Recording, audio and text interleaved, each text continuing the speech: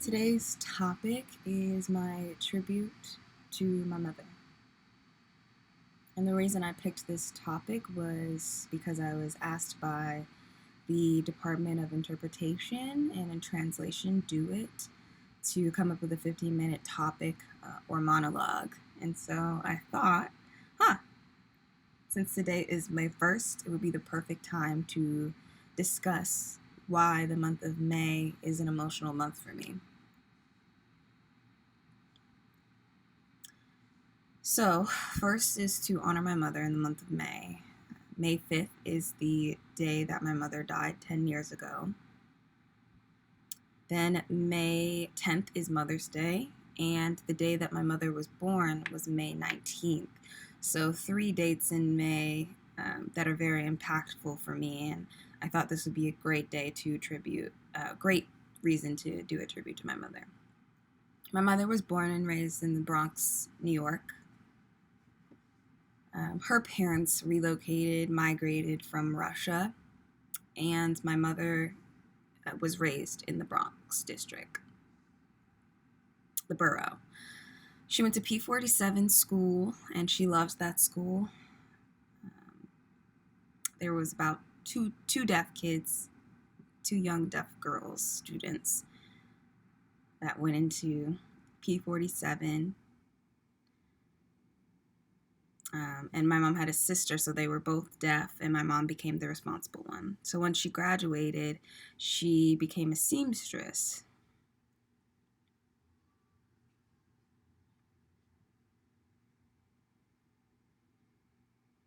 So my grandfather was a tailor, and he had his tailoring business, and then my grandmother was actually a seamstress. So my mother became quite skilled in seamstress as well. She then married my father, and they got married in the Bronx in 1942. It was during World War II. And they moved and settled down into Connecticut, West Hartford area. And then that's where I was born. I also have a sister who was born there as well. During that time of World War II, I was born in 1945. My parents were working at PWA. It's an air traffic control, and many deaf people had worked during that time managing different responsibilities for the aircraft. So they had nights off, so what we would do, we would go bowling as family and do activities, and then after the war was finished, everyone was sent home, and the PWA eventually shut down that work. So when World War II was finished, they both thought and decided to set up a business. And of course, it would go back to her seamstress business. And my father worked at a printing agency for many years, overnight mostly, doing things that he had to do to support the family. So me and my sister were the only kids that needed support. So as far as my mother's business, there was no TTY or technology at that time. There was no video phone. There was no VRS. There was no interpreters. So she was hard of hearing. She could hear more than the average, and so she would use her phone to contact her customers. They would come to the house and get a fitting and things like that for their different clothes. And I remember growing up, looking up to my mother and just feeling inspired how a deaf woman set up her own business, and there weren't many deaf women who did that at that time in the 1949, 1950s time period. So the fact that she was able to set up her business with just word of mouth, finding her customers that way is pretty impressive. My sister and I sometimes would help Seaming and help her catch up if she fell behind. And me and my sister also became skilled in doing seamstress work, so we are very thankful for that. So she was working, and she was also involved in the deaf community. She ended up establishing a women's social club, and she was the first president for that club. My mother has a lot of leadership skills. She was involved in the deaf club. She came to my deaf school. She was involved in the PTA meetings. And we also lived very close to the deaf school. You could probably walk there in 10 minutes. You don't need to drive. So my father worked overnight, and sometimes he would work 2 or 3 times during the week at a different place at the local newspaper. So he was commuting a lot himself. So there wasn't any transportation, so it was great to be able to walk to school, but I did have a friend that would offer me a ride as well. So she was also involved in the Senior Citizens Club. She was the president of that club, and then my dad wrote the newsletter for that club as well. So they were very involved. And they would plan field trips to Vermont and visit places that interest them. I remember one time we went to Hawaii, and they were actually the parental, excuse me, they were the parental caregivers, supervisors on that trip to Hawaii. So I don't know if I mentioned before that my mother can hear some. So sometimes her friends would actually ask her to call for her, maybe call their grandchildren or anything, because remember, there's no technology at that time in the 1950s. So she would be more than willing to help and actually interpret for her friends on the phone and mediate communication that way. So we were also involved with the neighborhood. My mother was, excuse me.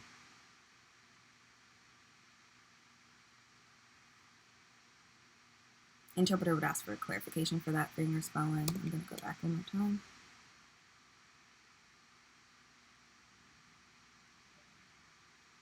So during that time, if she noticed that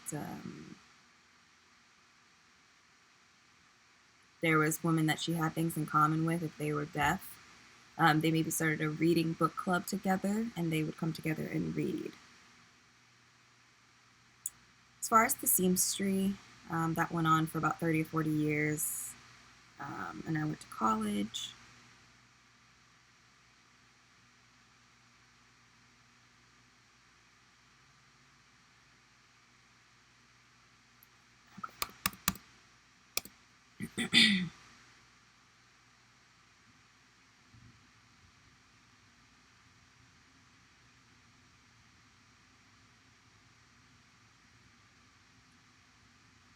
So there was a traveler's insurance company that I went to work for, and I did data processing for them, and or my mother did data processing for them and started to do Seamstreet less.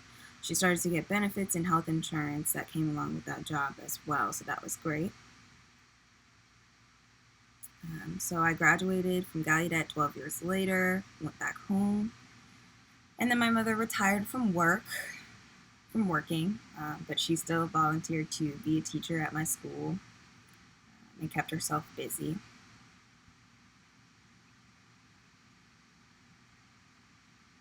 So when my mother wasn't working, she was always involved in something, going out walking, going to a meeting, going to events, just participating in everything that she could. And then my father and mother both retired, moved to Florida, and the town is actually called Marguerite. It's in the northwest Fort Lauderdale area. Very small town, nice as well. And there's a lot of deaf New Yorkers that moved there. So funny enough, they were able to find old friends that they grew up with from the deaf club, and they really have found a close-knit community there. I have a love for that place as well. So my father passed away, and my mother stayed with her independence, and she had her wonderful deaf community there to support her.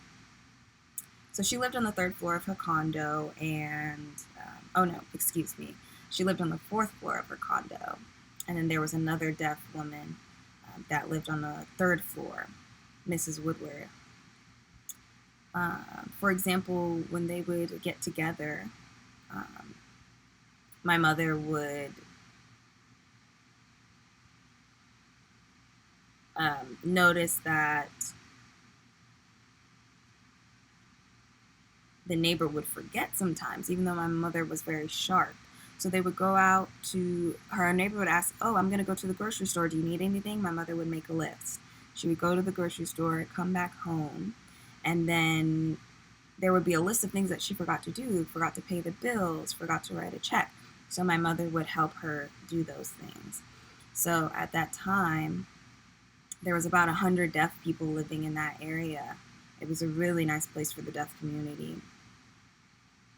So they actually decided to make a schedule. Every morning they would come together.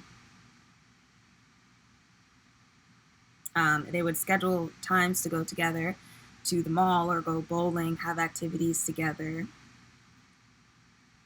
Shuffleboarding as well. On Tuesdays, they would do various things. Wednesdays, they went to the Jewish um, congregation. On Thursdays, oh, what did they do on Thursdays? Oh, yeah, Thursdays they would come together and go out to eat, things like that. And then Fridays would be where my mother would go get her hair cut and go get dinner with her husband. Saturday would be the deaf club and activities. So she just was very involved in the deaf community and emphasized that.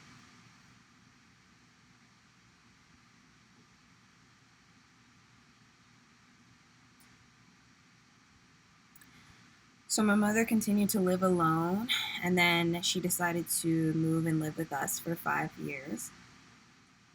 And that helped our relationship blossom even more. She still kept her independence, fed herself, learned how to use the computer eventually, and was able to play computer games. She loved to read. Um, Interpreter would ask for clarification. Jigsaw puzzles. She would do those all day, putting puzzles together. We actually have one framed up that she took a while to do, and so we framed it after she passed. And it's a picture of a cat, actually, and my mother loved that puzzle. She loved competitive TV shows, or her and my father would sit and watch sports together because my father loved the Red Sox.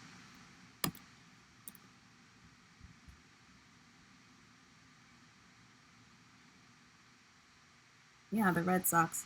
And at that time, my mother wasn't interested in sports, of course, but she wanted to sit next to my father and watch TV with him and spend time with him.